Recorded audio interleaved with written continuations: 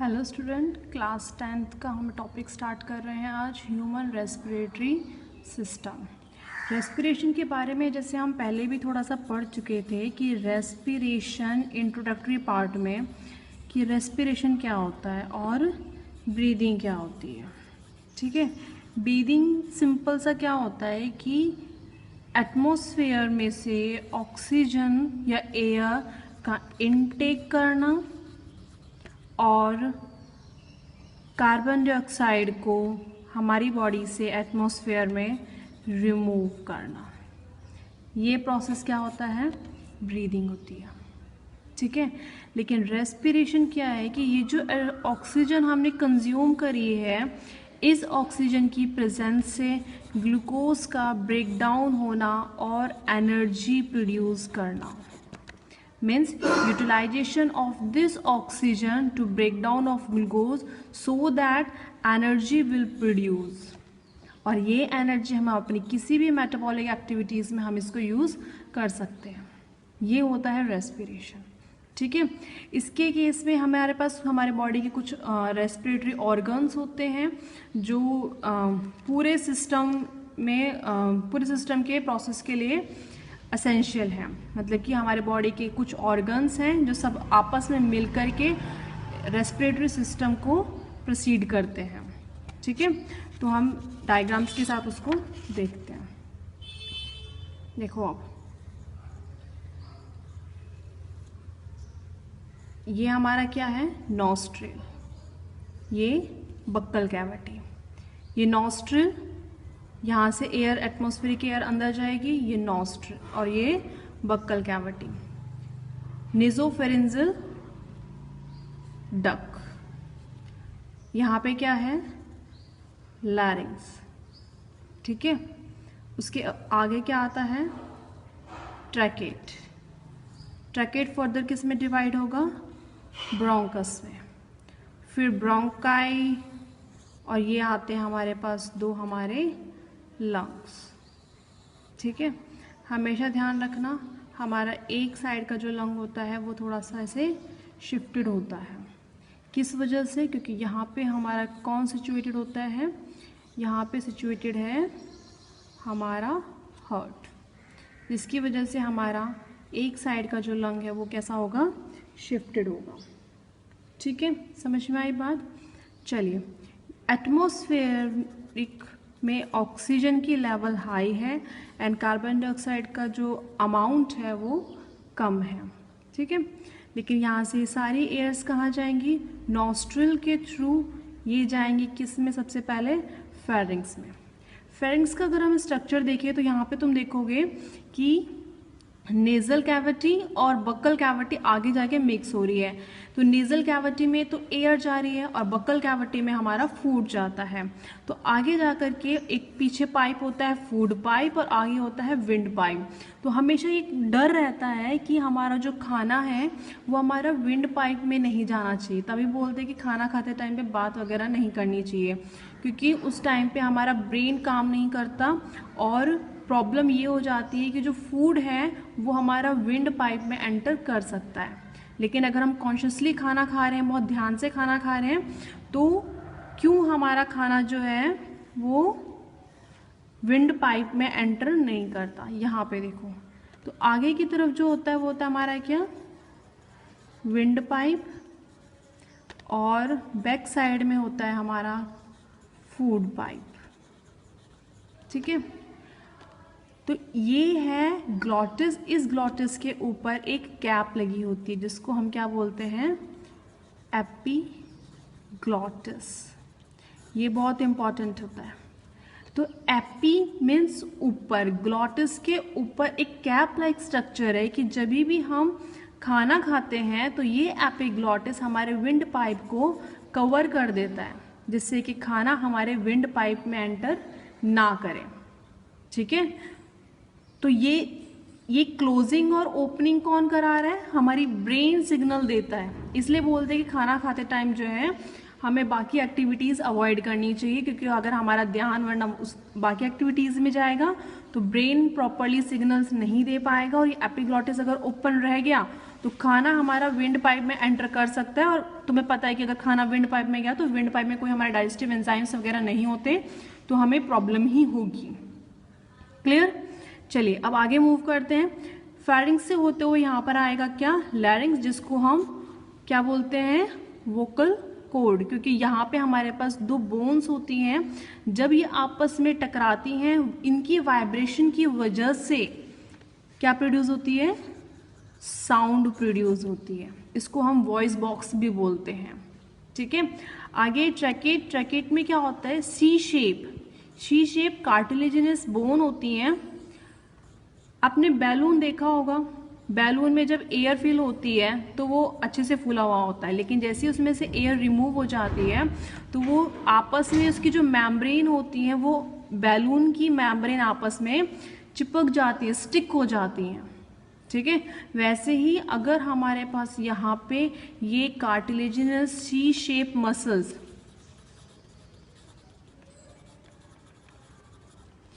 C shaped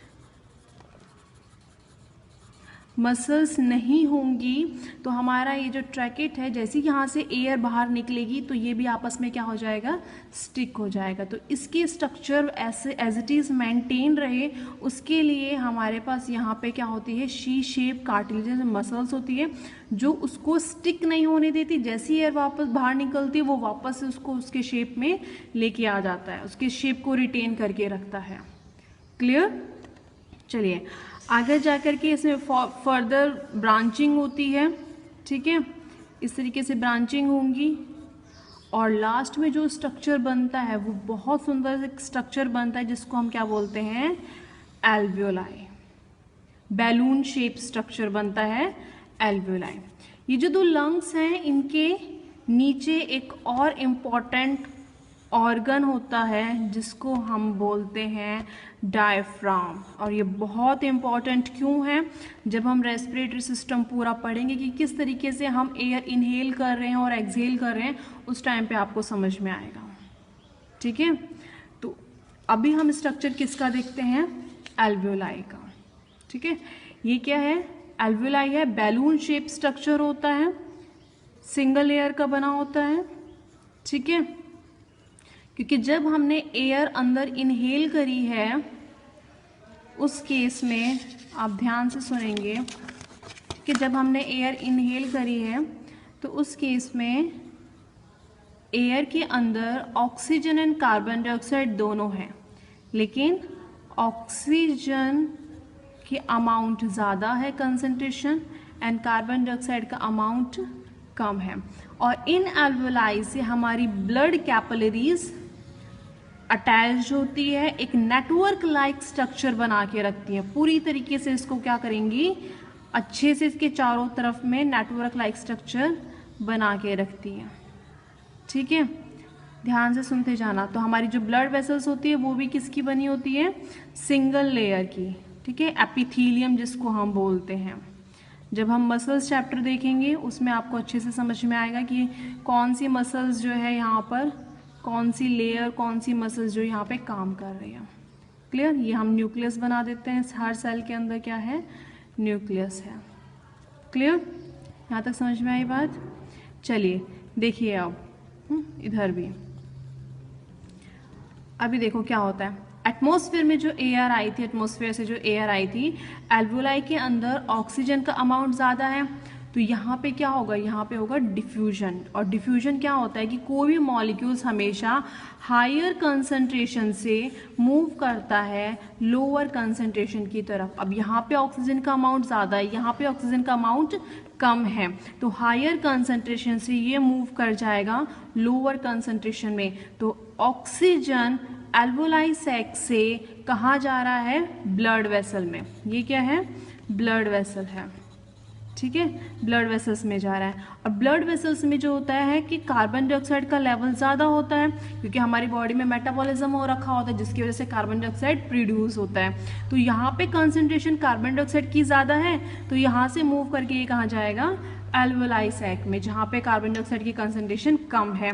और जब हम सांस छोड़ेंगे तो ये कार्बन डाइऑक्साइड यहाँ से बाहर की तरफ रिमूव हो जाता है। ठीक है, कॉन्सेप्ट समझ में आया ये अल्वोलाई सैक के अंदर कैसे मैकेनिज्म हो रहा है। चलिए अब हम बात करते हैं कि हम सांस कैसे ले रहे हैं और कैसे छोड़ रहे हैं। अगर आप लोग ये सोचते आए हैं आज तक कि हम जो है अपनी मर्जी से सांस लेते हैं और अपनी मर्जी से सांस छोड़ते हैं, तो ये कॉन्सेप्ट एकदम गलत है। आप अपनी मर्जी से सांस नहीं लेते हैं, ठीक है। हमारे बॉडी के ऑर्गन्स खुद इस तरीके से बॉडी के स्ट्रक्चर को डिजाइन करते हैं कि सांस अपने आप, एयर जो एटमॉस्फेरिक एयर है वो अपने आप इनहेल होती है, ठीक है। कैसे, देखो एक चीज का याद रखना, फिजिक्स में तुमने पढ़ा होगा कि वॉल्यूम जो होती है वो इनवर्सली प्रोपोर्शनल होती है प्रेशर से, ठीक है। इसका मतलब क्या है कि अगर वॉल्यूम बढ़ेगी, अगर तुम किसी भी चीज का वॉल्यूम इंक्रीज करोगे तो हमेशा प्रेशर जो होता है वो डिक्रीज होता है ना। और अगर वॉल्यूम डिक्रीज करोगे तो प्रेशर हमेशा क्या होगा, इंक्रीज होगा। ये कॉन्सेप्ट को ध्यान रखना, क्योंकि ये इनवर्सली प्रोपोर्शनल है। वॉल्यूम बढ़ेगी तो प्रेशर घटेगा, प्रेशर बढ़ेगा तो वॉल्यूम प्रेशर घटेगा तो वॉल्यूम बढ़ेगा, और वॉल्यूम घटेगा तो प्रेशर हमेशा बढ़ेगा, ठीक है। इस कॉन्सेप्ट को ध्यान में रखना।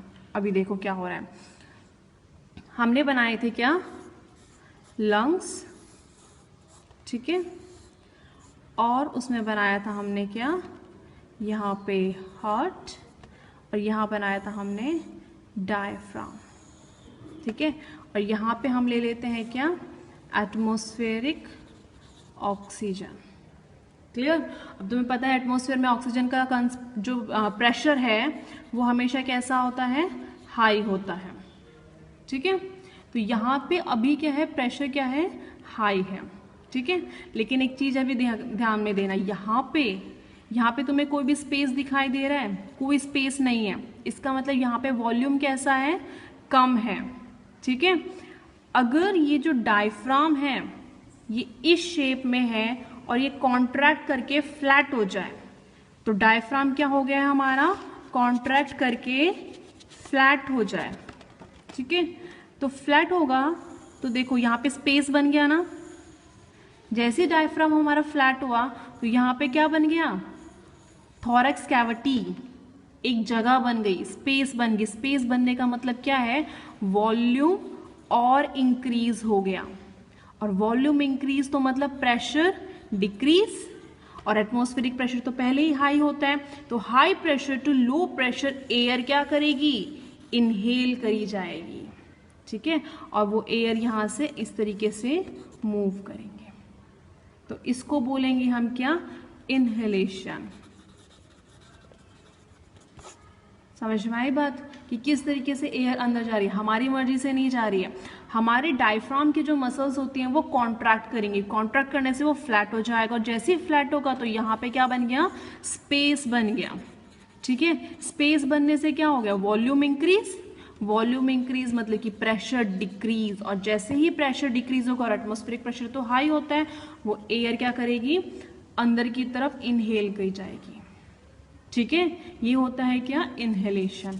अभी नेक्स्ट देखो, अभी क्या होगा, अभी जो हमारा डायफ्राम, यहाँ पे जो हमारा डायफ्राम इस तरीके से कॉन्ट्रैक्ट हुआ था तो वो वापस से रिलैक्स हो जाएगा, तो फिर से वो कर्व्ड शेप में पहुंच जाएगा। तो डायफ्राम हमारा क्या हो जाएगा, फिर से कर्व्ड शेप में जैसे ही पहुंचा तो वहां पे वॉल्यूम क्या हो जाएगी, डिक्रीज हो जाएगी, क्योंकि स्पेस नहीं बचा ना, क्योंकि जितना भी स्पेस था वो सारा डायफ्राम ने क्या किया है, कवर कर लिया, है ना। तो डायफ्राम ने कवर कर लिया तो वॉल्यूम डिक्रीज, जैसे ही वॉल्यूम डिक्रीज होगा प्रेशर हाई हो जाएगा, और हाई प्रेशर होगा तो यहाँ से एयर क्या करेगी, रिमूव की जाएगी, तो यहाँ से एयर क्या होगी, बाहर की तरफ रिमूव हो जाएगी, ठीक है। उसको क्या बोलेंगे हम, एक्सलेशन, मतलब कि एयर जो हो रही है वो एग्जिट हो रही है। समझ में आया।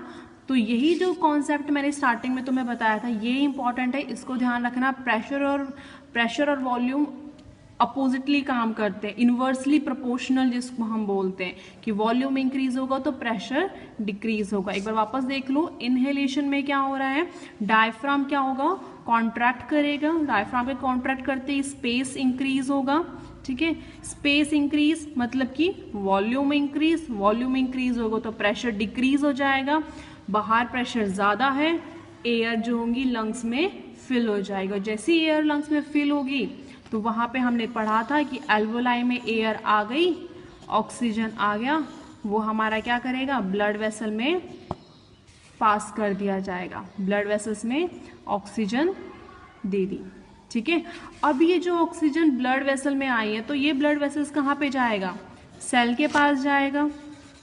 ये ब्लड वेसल्स कहाँ जा रही है, सेल के पास। सेल को ये ऑक्सीजन क्या करेगा, डोनेट कर देगा। जैसे ही सेल को ऑक्सीजन डोनेट की, वहाँ पे ऑलरेडी ग्लूकोज था, उस ग्लूकोज ने क्या बनाई, एनर्जी। इस एनर्जी को हम यूटिलाइज कर लेते हैं और एनर्जी के साथ साथ एक और चीज प्रोड्यूस होती है, वो होती है कार्बन डाइऑक्साइड। इस कार्बन डाइऑक्साइड को वापस से ये क्या कर देगा, ब्लड में दे देगा, ठीक है। और ब्लड कहाँ किसको दे देगी, एल्वोलाई सैक को, ठीक है।